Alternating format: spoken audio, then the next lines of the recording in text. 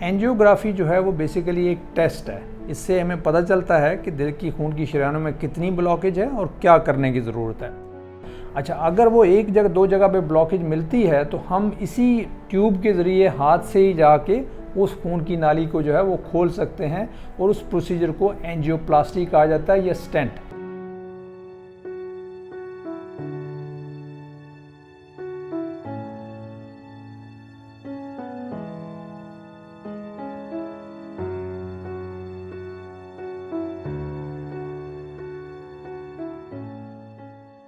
तो आज हम बात करेंगे बेसिकली दिल के हवाले से अहम टेस्ट की, और वो है एंजियोग्राफी और एंजियोप्लास्टी।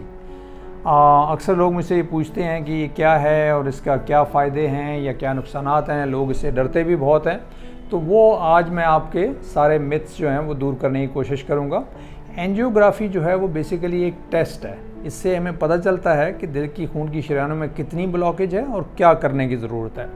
ये ओवरऑल बहुत सिंपल प्रोसीजर हो गया है। पहले ज़माने में हम इसको ग्रोइन से किया करते थे, वहाँ पे एक बहुत ही पतली सी ट्यूब डाल के सुन करके और उसके ज़रिए फिर दिल तक जाते थे और दिल की खून की शरीयानों में दवा इंजेक्ट करते थे।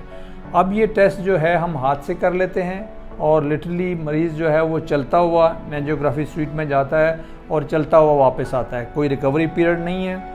अगेन सुन करके यहाँ से एक बहुत ही बारीक सी ट्यूब खून दिल के इसकी हाथ की खून की नाली में डाली जाती है और वहाँ से फिर हम दिल तक जाते हैं और दिल की खून की शरीयानों में दवा इंजेक्ट करके वो तस्वीरें ले लेते हैं एक्सरे के ज़रिए, और उससे हमें एग्जैक्टली पता चल जाता है कि खुदा न खास्ता आपकी खून की नाली में कहाँ पे और कितनी ब्लॉकेज है।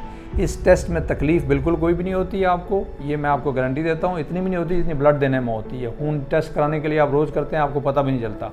तो इसमें बिल्कुल आपको ये चीज़ का कोई तकलीफ़ नहीं होगी, और टेस्ट इटसेल्फ जो है वो लिटरली 15-20 मिनट का होता है। लिहाजा इसमें कोई ऐसी परेशान होने की बात नहीं है। और उसी वक्त ही जो आप डॉक्टर आपका टेस्ट कर रहा होगा वो आपको बता देगा बेस्ड ऑन कि उसमें क्या फाइंडिंग है कि आया इसका दवा से इलाज होगा या इसकी एंजियोप्लास्टी या स्टेंट डलेगा, या खुदा न खास्ता अगर मल्टीपल ब्लॉकेजेस आ जाती हैं तो बाईपास की ज़रूरत पड़ेगी। अच्छा, अगर वो एक जगह दो जगह पे ब्लॉकेज मिलती है तो हम इसी ट्यूब के ज़रिए हाथ से ही जाके उस खून की नाली को जो है वो खोल सकते हैं और उस प्रोसीजर को एंजियोप्लास्टी कहा जाता है या स्टेंट। स्टेंट क्या है? बेसिकली ये एक बहुत ही पतली पतली तारों का मेशवर्क होता है। जैसे बॉल पेन के अंदर वो छोटा सा स्प्रिंग नहीं होता, इस तरह का होता है, और वो जहाँ पे ब्लॉकेज होती है वहाँ पे जाके हम डाल देते हैं और खून की नाली को जो है वो खोल देते हैं, और वो रास्ता जो पहले नैरो हुआ होता है वो वहाँ से ब्लड जाना शुरू हो जाता है और पेशेंट की तकलीफ़ जो है वो दूर हो जाती है। ये प्रोसीजर भी लिटरली आधे घंटे से लेकर घंटे तक का प्रोसीजर होता है, और उसी तरह से जैसे एंजियोग्राफी होती है, अनदर हाफ एन आवर के बाद जो है प्रोसीजर ख़त्म होगा। आप लिटरली वहाँ से उसी वक्त हम ये ट्यूब रिमूव कर देंगे, आप उठ के जो हैं वो बाहर जाएंगे, आराम करेंगे, और सम टाइम उसी दिन शाम को घर चले जाएंगे या अगले दिन सुबह घर चले जाएंगे, और कोई प्रिकॉशंस नहीं है, कोई रिकवरी पीरियड नहीं है। तो ओवरऑल ये सिंपल प्रोसीजर है। अक्सर मरीज़ मुझसे आके पूछते हैं और घबराते भी हैं कि एंजियोग्राफी और एंजियोप्लास्टी का नाम ही सुन के परेशान हो जाते हैं। तो इसमें परेशान होने की बिल्कुल कोई बात नहीं है, ये सिंपल प्रोसीजर है। और पहली दूसरी बात ये कि हर किसी को इस प्रोसीजर की ज़रूरत नहीं होती, सर्टन लोगों को ज़रूरत होती है। अगर दवाई के बावजूद आपको तकलीफ़ होती है तो, और इसी तरह एंजियोप्लास्टी भी हर एक को ज़रूरत नहीं होती है, स्टेंट की भी हर एक को ज़रूरत नहीं होती। लिहाजा बहुत ज़रूरी है कि आप किसी माहिर अच्छे डॉक्टर के पास जाएं जो प्रॉपर तरीके से आपको बताए कि आपको ज़रूरत है या नहीं है, और अगर ज़रूरत है तो वो प्रोसीजर कर दे।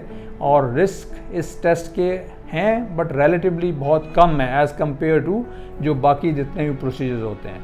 तो इसमें कोई परेशानी की बात नहीं है, सिंपल प्रोसीजर है। अल्लाह न करे आपको ज़रूरत पड़े, लेकिन अगर पड़े तो ये बआसानी किया जा सकता है बगैर किसी परेशानी के।